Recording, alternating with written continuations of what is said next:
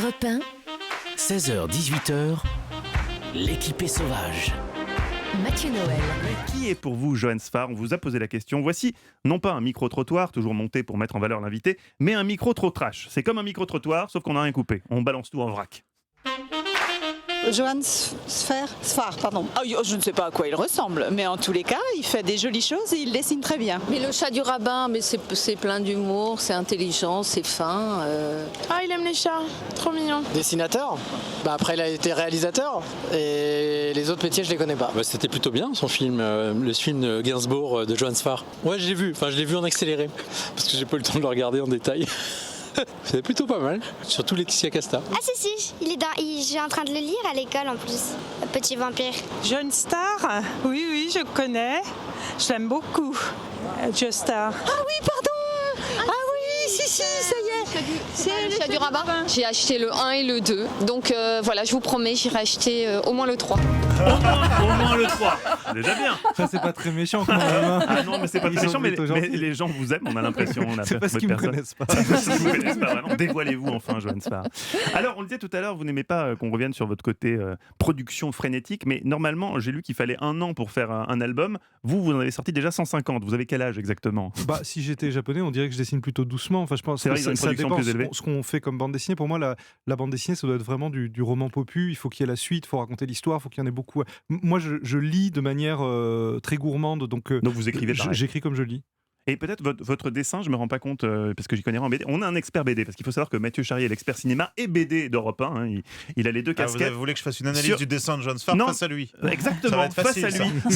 J'aimerais. Non, mais parce que par exemple, moi je m'y connais pas vraiment en BD, j'aime ça, mais j'ai pas de culture. En fait, la ligne claire, je n'ai jamais compris ce que c'était. Non, mais c'est juste que ça dépend des auteurs, c'est comme tout. C'est-à-dire qu'il y en a qui vont mettre des semaines entières à dessiner une planche de bande dessinée, et il y en a qui, en une demi-heure, une fois qu'ils ont l'idée, griffouillent. Vous savez, moi, pour faire la chronique bande dessinée, je leur demande après de faire un petit dessin qu'on met sur les réseaux sociaux.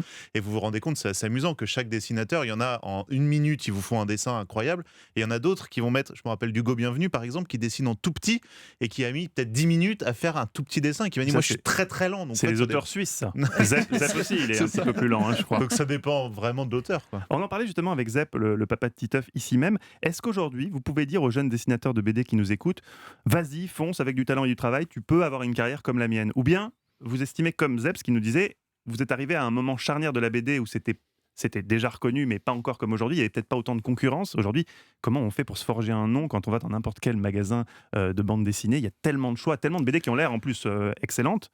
Comment on devient ? Oui, alors ce que disait Sampé ou ce que disait Fred, c'est que ce métier n'a jamais existé. Ça n'a jamais été facile de vivre. Alors avec des difficultés qui changent. Moi, quand j'ai commencé, c'était très difficile de se faire publier, mais il n'y avait que 300 BD par an. Donc quand on était publié, on pouvait considérer qu'on était professionnel. Aujourd'hui, il se publie 5000 albums par an. Ça veut dire qu'un auteur qui publie et qui publie même depuis longtemps, en général, ne réussit pas à en vivre. Plus de 40% des auteurs sont en dessous du seuil de pauvreté, vivent grâce à leurs conjoints.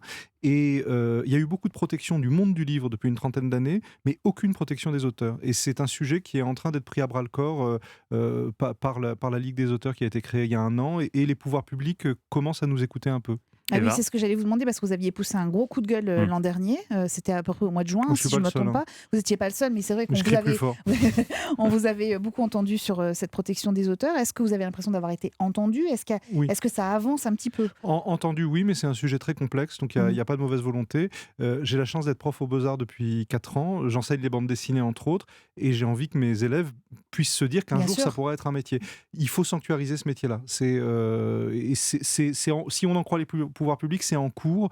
Après, je dirais pas que tout va bien. 2020 sera l'année de la bande dessinée selon les pouvoirs publics. En tout cas, ils ont décrété année de la bande dessinée. Donc alors ça, je pense que ça nous sauve. C'est bon, alors tout est réglé, tous les problèmes. C'est comme le conflit arabo-musulman, tout ça c'est solutionné. Il n'y a aucun affichage.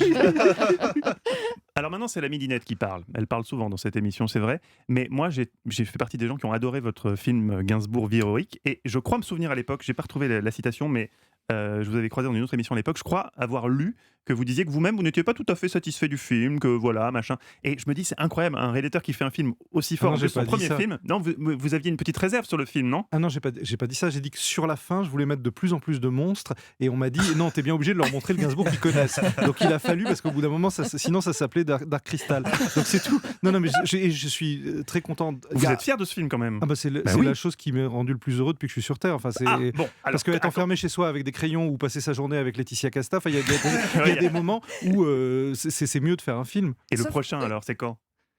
Il y a plein de trucs. Il y a le dessin animé de Petit Vampire qui sort probablement pour Halloween prochain.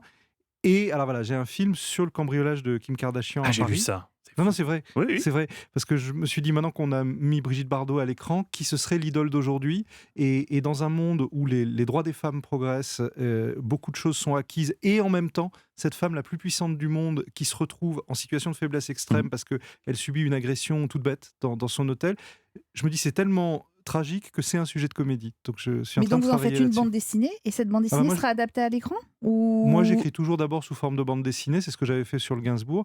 Donc je vais sortir en mars un livre qui s'appelle Fashion Week, qui raconte ce cambriolage, mais revu par moi, donc tout est inventé évidemment. et j'aimerais en faire un film, et j'aimerais représenter une idole d'aujourd'hui dans probablement ce qui a été un des pires jours de sa vie. Rendez-vous en mars prochain. En attendant, Le Chat du Rabbin, déjà le tome 9, ça sort demain. Johannes Farr est notre invité jusqu'à 18h.